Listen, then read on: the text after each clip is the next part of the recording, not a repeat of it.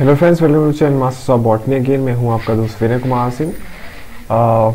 इस वीडियो में जो कि एक ही पार्ट है इसका और ये फाइनल पार्ट ही है, क्योंकि इस पोर्शन से ज़्यादा क्वेश्चन नहीं पूछे गए हैं अभी तक। समझ लीजिए आप 2008 से लेकर 2020 तक के क्वेश्चंस मैं कवर कर रहा हूं और इसमें आपको मुश्किल से बस 10 क्वेश्चन ही मिलेंगे, 9 या 10 क्वेश्चन। तो चलते हैं, देखते हैं एवोल्यूशन वाला पोर्शन। हम क्वेश्चन नंबर 1 पे आते हैं। Germplasm theory was proposed by. Germplasm theory किसने दिया था? तो इसका करेक्ट आंसर है आपका वीजमन ने। वीजमन ने क्या बताया था? पहले ये था कि हमारे बॉडी के सारे सेल्स जो हैं ये पार्ट लेते हैं नेक्स्ट जनरेशन को बनाने में, लेकिन फिर वीजमन ने ये बताया कि सारे के सारे नहीं, कुछ जर्म सेल्स होते हैं जो गैमीट के फॉर्मेशन में पार्ट लेते हैं और इसी को हम जर्नप्लास थ्योरी कहते हैं। और ये जो थ्योरी है 19th सेंचुरी में डेवलप हुआ था। साइंटिस्ट थे आपके ऑगस्ट वीजमन ने। ये क्या बताता है? That heritable information is transmitted only by germ cells in the gonads, not by somatic cells. Question number 2 पे आते हैं। The theory of inheritance of acquired characters was given by. जो थ्योरी है आपका इनहेरिटेंस ऑफ एक्वायर्ड कैरेक्टर्स, ये किसने दिया था आपका? Jean Baptiste Lamarck, Alfred Russel Wallace, JBS Haldane और ग्रेगर जॉन मेंडल। तो आपको पता होना चाहिए कि जो इनहेरिटेंस ऑफ एक्वायर्ड कैरेक्टर्स, जैसे नेचुरल सिलेक्शन आपको पता होगा डार्विन ने दिया है, वैसे ही inheritance of acquired character means ये होता है जो हम अपने लाइफ टाइम में कैरेक्टर्स एक्वायर करते हैं, वही जो होता है नेक्स्ट जनरेशन में वो कैरेक्टर जाते हैं। और इसे दिया था लेमार्क ने, ठीक, या इसे लेमार्किज्म भी बोलते हैं। Theory of inheritance of acquired character is also known as Lamarckism and this theory states that inheritance of acquired character is the modification which the organism acquired adaptation to the environment which it meets during its lifetime are automatically handed down to its descendant and so become part of the heredity। ये Lamarckism है। Lamarckism is theory of inheritance of acquired character, आप ये मत भूलिएगा। Third आते हैं जो most popular question है और आप इसका हमेशा से करेक्ट आंसर ही देंगे, मुझे पता है। Origin of species was written by. Origin of species किसने लिखा था? वेरास डार्विन, लेमार्क और मेंडल। तो ओरिजिन ऑफ स्पीसीज जो है लिखा था डार्विन ने। उसका बुक का फुल नाम है on the origin of species by means of natural selection और the preservation of favoured races in the struggle for life. ये पब्लिश हुआ था बुक आपका 24 नवंबर 1859 में। Is a work of scientific literature by Charles Darwin that is considered to be the foundation of evolutionary biology. ठीक है, इसी book को हम मानते हैं फाउंडेशन इवोल्यूशनरी बायोलॉजी का। क्वेश्चन नंबर 4 पे आते हैं। Who wrote the famous book origin of species? फिर से वही क्वेश्चन है कि जो फेमस बुक है आपका ओरिजिन ऑफ स्पीसीज, ये किसने लिखा था? तो चार्ल्स डार्विन ही इसका आंसर होगा। क्वेश्चन नंबर 5 पे आते हैं। Among the following whose 200th birth centenary is being celebrated this year? सबसे पहले मैं आपको बता दूं ये क्वेश्चन आया था आपका 2009 में और वहां पे आपसे पूछा गया था कि हम इस साल किस साइंटिस्ट का, इसमें से जो भी ऑप्शन है आपके डीवरी, डार्विन, वीजमन और लेमार्क, इसमें से किस साइंटिस्ट का 200वां बर्थडे इस साल सेलिब्रेट किया जाएगा?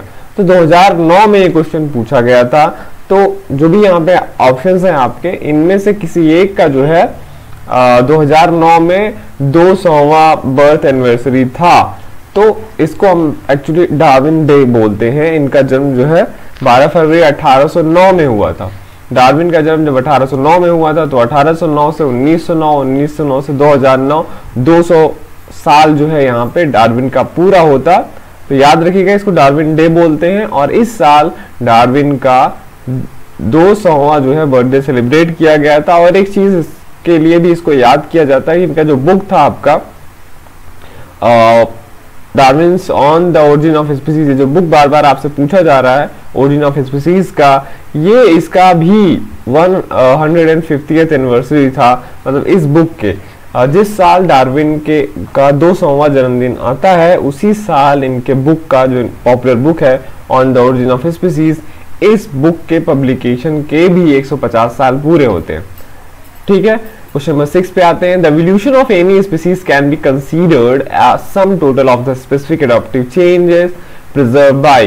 क्या है, जो किसी स्पीसीज का अगर एवोल्यूशन होता है तो सम टोटल होता है स्पेसिफिक एडाप्टिव चेंज का जो प्रिजर्व होता है नेचुरल सिलेक्शन से, आइसोलेशन से, कंजर्वेशन से, आर्टिफिशियल सिलेक्शन से। तो इसका आंसर क्या है आपका नेचुरल सिलेक्शन।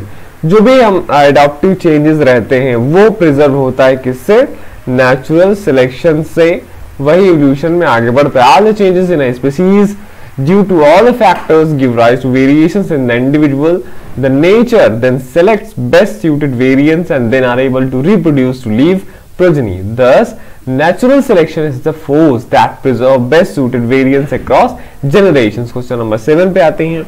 पूछा है आपसे in allopatric speciation the initial barrier to gene flow is। कह रहा है जब allopatric speciation कई टाइप का होता है, speciation का मतलब होता है species का formation होना, उसके भी कई सारे टाइप के हैं on the basis of the mode. तो एलोपैट्रिक स्पेसिएशन पूछता है इसमें इनिशियल बैरियर क्या होता है। बैरियर जरूरी होते हैं, जब जीन फ्लो में बैरियर आएगा तभी जो है स्पेसिएशन होगा।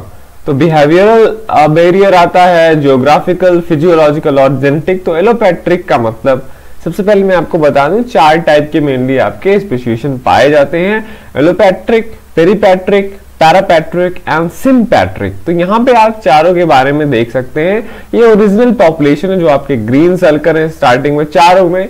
फिर सेकंड स्टेप क्या होता है, initial step of speciation. Speciation का सबसे पहला स्टेप क्या होता है, एलोपैट्रिक में बैरियर का फॉर्मेशन होता है। जैसे कोई नदी आ गई बन जाती है कभी कभी, तो दो स्पीसीज जो पॉपुलेशन था उनके इंडिविजुअल्स के बीच में बैरियर बन गया, ठीक। अब वो फ्रीली मेट नहीं कर सकते हैं। वहीं पेरीपैट्रिक में क्या होता है, जो भी पॉपुलेशन है उसमें एक नया निच इंटर हो जाता है, ठीक। जैसे इसका एग्जांपल है, कोई मान लीजिए फॉरेस्ट है, वहां पे फ्रूट जो है उसे मान लीजिए कोई कीड़ा रहता है, ठीक। और वो क्या हुआ, मान लीजिए हमारे फरवरी मंथ में उसमें फ्रूट आता था, तो वो सारे जो कीड़े थे उस पर फीड करते थे। लेकिन कुछ ऐसा वो प्लांट्स में हो गया जिससे जो उसमें फ्रूट था वो दिसंबर में लगने लगे। अब कुछ जो स्पीसीज हैं उसमें से वो फरवरी वाले फ्रूटिंग पे फीड करते हैं, उनका लाइफ साइकिल उसी हिसाब से चलता है, और कुछ जो कीड़े होंगे उनका दिसंबर वाले के हिसाब से चलने लगा। धीरे धीरे क्या होगा, उनमें रिप्रोडक्टिव आइसोलेशन हो जाएगा, मतलब जीन फ्लो रुक जाएगा किसी तरीके से। तब अब उसी पॉपुलेशन में से नया निच जो बना, ये धीरे धीरे आगे चल के दोनों जब जीन फ्लो नहीं होगा तो स्पेसिएशन हो जाता है। तो ये पेरीपैट्रिक है। पेरीपैट्रिक में नया निच एंटर करता है, ठीक है,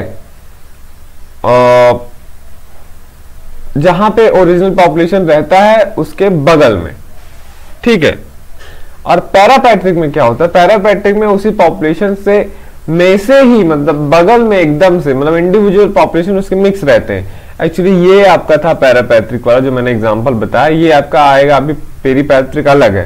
पेरीपैट्रिक में क्या होता है, उसी ओरिजिनल पॉपुलेशन से कोई एक छोटा पॉपुलेशन अलग हो जाता है, ठीक है, अलग रहने ही लगता है।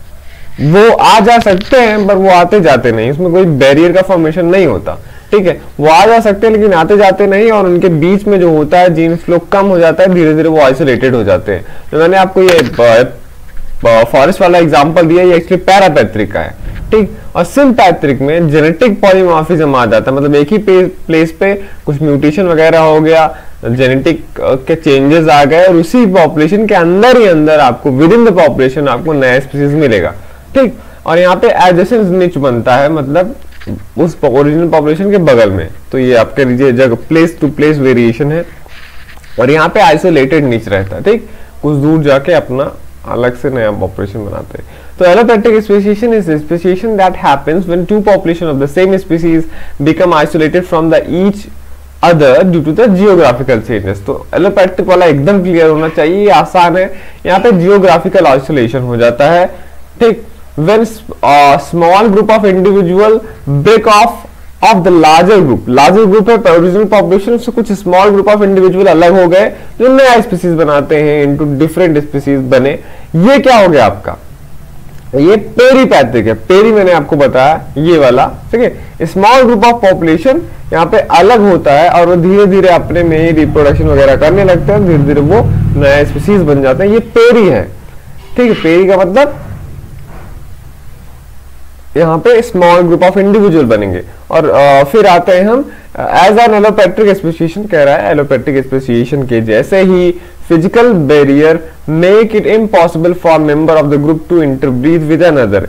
यहाँ पे जैसे कि एलोपैट्रिक में होता है वैसे इसमें भी होता है कि कुछ मतलब बैरियर आ जाता है पर वो जियोग्राफिकल नहीं होता। लेकिन जो मेन डिफरेंस है एलोपैट्रिक स्पेसिएशन और पेरीपैट्रिक में वो ये है कि पेरीपैट्रिक में जो एक अलग ग्रुप बनता है वो बहुत ज्यादा छोटा होता है और छोटे होने की वजह से वो अलग रहता है, ठीक है, और उसमें फ्रीली जीन फ्लो नहीं होता। Unique characteristics for the small group are passed on the future generations of the group of, जो छोटा पॉपुलेशन अलग हो गया उसके यूनिक कैरेक्टर्स हैं वो उसी ग्रुप में बने रहते हैं, धीरे धीरे वो अलग हो जाता है, ठीक।